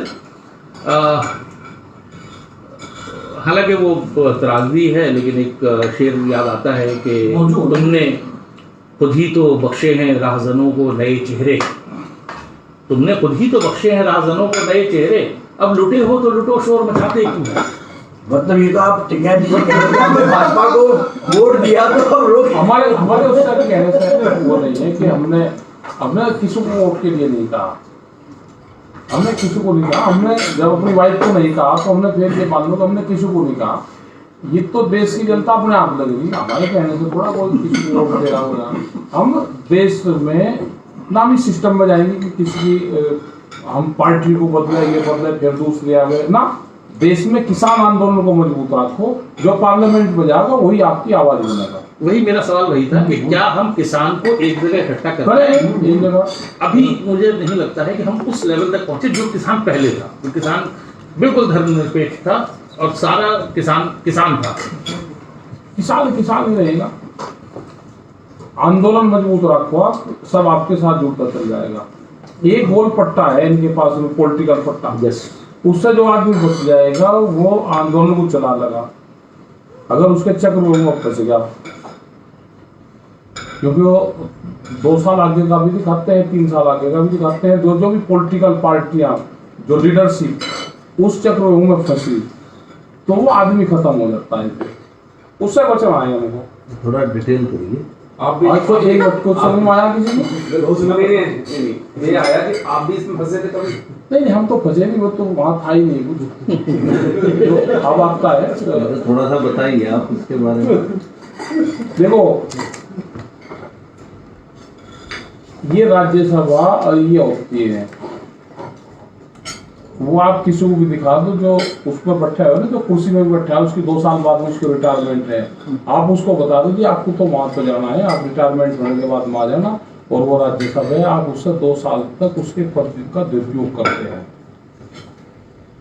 वो पॉलिटिकल पट्टा है। और जितने भी आंदोलनकारी हुए हैं उनको भी इस चीज से बचना चाहिए। वो बच जाएंगे तो देश का आंदोलन खत्म नहीं होगा। अगर वे उस चक्र में फंस गए तो वो अपने लिए तो फायदा हो सकता है, लेकिन देश का उससे नुकसान होगा। पूर्व जी एक सवाल जी,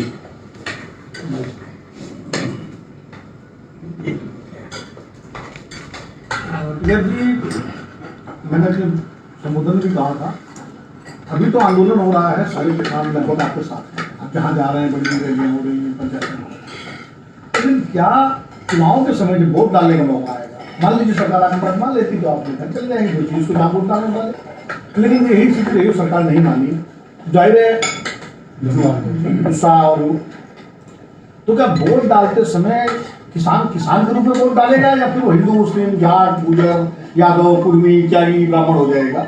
इसका किसान आंदोलन के पास क्या जवाब है? क्योंकि मुझे 2013 के कवाल की घटना की बात याद है कि आप सब लोगों ने भी जो है एकदम एक तरफा लाई गई। मुझे वो चौधरी महजी टिकैत की रैलियाँ याद है जब मंच से अल्लाह अकबर लगता था और नीचे से हर हर महादेव का नारा लगता था, और मंच से हर हर महादेव लगता था और नीचे से अल्लाह अकबर आता था, और उनके हर मंच पर एक मुअज्जिज़ मुस्लिम चेहरा जो है वो अध्यक्षता करता था, चाहे वो मेरठ का सरना कोई भी हो, और वहाँ कोई हिंदू मुसलमान में फर्क नहीं था। लेकिन 2013 के बाद जो किसान एकता थी पश्चिमी उत्तर प्रदेश की खास करके वो टूट गई, तो वो अब दोबारा बनती हुई दिख रही है आप लोगों के प्रयासों से। तो क्या वो चुनाव में बनी रहेगी? क्योंकि भी 1 साल बाद उत्तर प्रदेश में चुनाव होने हैं और 2024 में देश में होने हैं। मैं नहीं कहता किसको वोट दे, कांग्रेस को दे, बीजेपी को दे, लोकतंत्र को, मेरा इससे कोई मतलब नहीं, लेकिन क्या वो किसान के रूप में वोट डालेंगे या हिंदू मुसलमान जाट गुजर त्यागी ब्राह्मणों होकर के वोट डालेंगे? अब तो किसान के उसमें ही वोट डालनी चाहिए, ये भरोसा है? ये भरोसा है, उसमें बटेंगे नहीं लोग, क्योंकि उन्होंने बच कर देख लिया। जो वहां पे दंगों में जो शामिल हुए, जिनके परिवार के 2 लोग 307 में अंदर 302 में अंदर चले गए, और कुछ इन्हीं की पार्टी के कुछ लोग थे, हमने कहा उनसे मिल का है क्या? उन्होंने कहा था हम तो नहीं मिल गए, मगर उनके परिवार का क्या हाल है? कहते ना हम उनके मान गए, हमारा क्या मतलब? भैया तुम तो बहुत खतरनाक आदमी हो, फंसवादी सारे के सारे और खराब मतलब नहीं है। तो ये तो इस तरह के लोग हैं, तो उससे उन चीज़ों से लोगों को बचना चाहिए। अपना जो धर्म है वो है किसानी धर्म, उसी पे ही रहना चाहिए। और मैंने देखा, आप गांव में देखो भाई, जिसे ठाकुर है उसको उच्च माना जाता है, और ये मानना है कि राजा रजवाड़े हैं, उनसे गरीब और उनसे बदतर हालात मैंने नहीं देखी। आप गांव में जाकर देखो, ब्राह्मण वैसे तो उनको आरक्षण नहीं मिलेगा क्योंकि उच्च जाति है, ब्राह्मण पूजनीय है, लेकिन उनके जो हालात है आप जाकर देखो उनके क्या हालात है। तो ये जो जाति वाला है इसमें भी सबको ऊपर उठना चाहिए। अगर किसान बचेगा तो ये सारी जातियां धर्म ये सब कुछ बचेगा। किसान से जो दुकानदार है, अभी 14,000 करोड़ रुपया बकाया है उत्तर प्रदेश में गन्ने का, वो आएगा तो व्यापारी का भी है, वो दुकानदार का भी है, वो जो सीमेंट का काम करता है उसका भी है, जो मजदूर है उसका भी है, सबका है। लेकिन ले कौन रहे? ले रहे जो 10, 15, 20 जो व्यापारी है उनके जेब में जा रहा है। आप उसको दो भाई, हमारा पैसा है।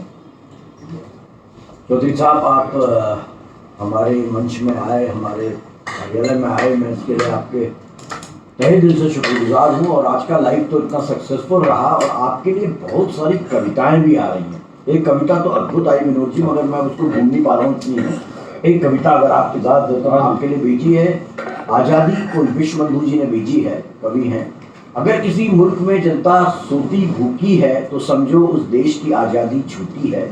सत्ता निश्चित ही लुटेरों के हाथ में है और ये बिकाऊ MLA MP उनके साथ में है। शिक्षा, रोजगार, चिकित्सा, सुरक्षा ना हो मुद्दा अगर दिखाए जात, धर्म, युद्ध, नफरत की डगर। यदि किसान, मजदूर, छात्र, युवा मुद्दे से गायब हैं तो समझो शैतानी चाल नायब है। उलझकर नफरत की जाल में भेड़िया आया है नेता की खाल में। याद करो वह मृत्यु शिविर जो हिटलर ने बनाया था, उसने भी अंध राष्ट्रवाद का ही सपना बनाया था।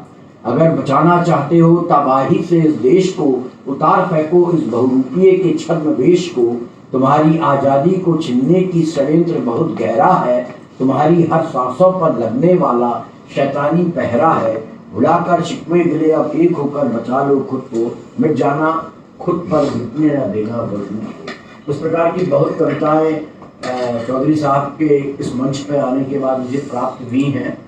और मैं इस कार्यक्रम ये होगा कि अगर कोई सरकार के खिलाफ या बीजेपी के खिलाफ बोल रहे हैं तो ये होगा कि ये राष्ट्रद्रोह है।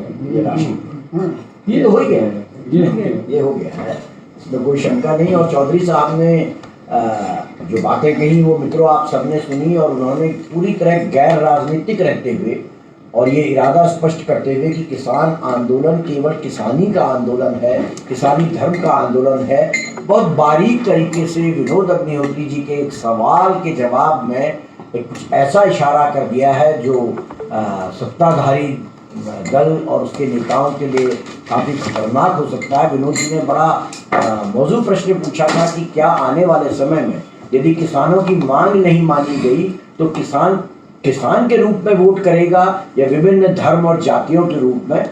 तो चौधरी साहब राजनीति से परे बात कर रहे हैं, मगर उनका इशारा बहुत स्पष्ट है कि इस बार किसान के रूप में वोट करेगा। आगे आप इसका अर्थ स्वयं समझ सकते हैं। चौधरी साहब, आपको फिर बहुत बहुत धन्यवाद और धन्यवाद सभी मित्रों का जो यहाँ बहुत बहुत धन्यवाद।